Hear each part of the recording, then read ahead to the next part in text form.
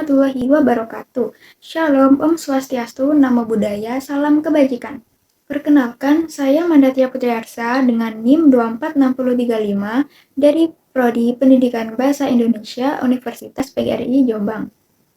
Pada video kali ini, saya akan membahas salah satu teori dalam teori belajar bahasa, yaitu teori behaviorisme. Teori ini menekankan bahwa proses belajar bahasa terjadi melalui pengulangan, penguatan, dan respons terhadap stimulasi dari lingkungan sekitar. Untuk memahami lebih dalam mengenai teori ini, mari kita kenali terlebih dahulu tokoh yang mengembangkannya, yaitu B.F. Skinner. Bruce Frederick Skinner, atau yang sering dikenal B.F. Skinner, adalah seorang psikolog Amerika Serikat yang lahir pada 20 Maret 1904 di Susquehanna, Pennsylvania, dan meninggal pada 18 Agustus 1990 di Cambridge, Massachusetts. Tokoh utama aliran behaviorisme melalui pengembangan teori operant conditioning yang berpengaruh besar dalam bidang pendidikan dan psikologi belajar ini menempuh pendidikan di Hamilton College dan Harvard University.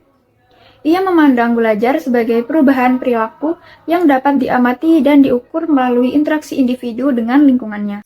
Menurut B.F. Skinner, teori behaviorisme memandang belajar sebagai proses perubahan perilaku yang dapat dilihat dan diukur. Berikut merupakan pendapat dari B.F. Skinner mengenai teori behaviorisme.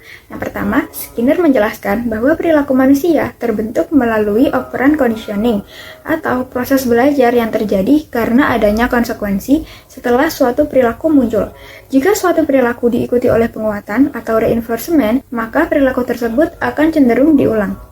Sebaliknya, jika perilaku tersebut tidak mendapat penguatan atau diberi hukuman atau punishment, maka perilaku tersebut akan berkurang atau bahkan hilang. Yang kedua, penguatan lebih efektif daripada hukuman. Penguatan bisa berupa pujian, nilai bagus, hadiah, atau perhatian dari guru. Misalnya, ketika siswa menjawab pertanyaan dengan benar, lalu mendapat pujian, siswa akan terdorong untuk mengulangi perilaku tersebut. Sementara itu, hukuman digunakan untuk mengurangi kesalahan, tetapi tidak dianjurkan secara berlebihan karena dapat menimbulkan rasa takut atau tidak nyaman saat belajar. Yang ketiga, Skinner juga menekankan pentingnya latihan dan pengulangan dalam proses belajar. Semakin sering suatu perilaku dilatih dan diperkuat, maka semakin kuat perilaku tersebut tertanam.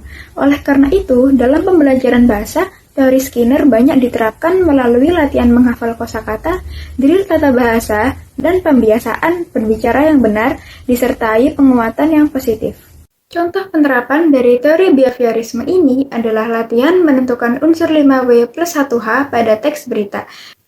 Pada tahap stimulus, guru memberikan contoh teks berita dan menjelaskan definisi dari unsur 5W plus 1H. Pada bagian respon, siswa diminta untuk menuliskan unsur 5W plus 1H dari teks yang telah diberikan di papan tulis. Selanjutnya, di tahap reinforcement, guru dapat memberi tanda centang dan nilai tambahan kepada jawaban siswa di papan tulis yang benar.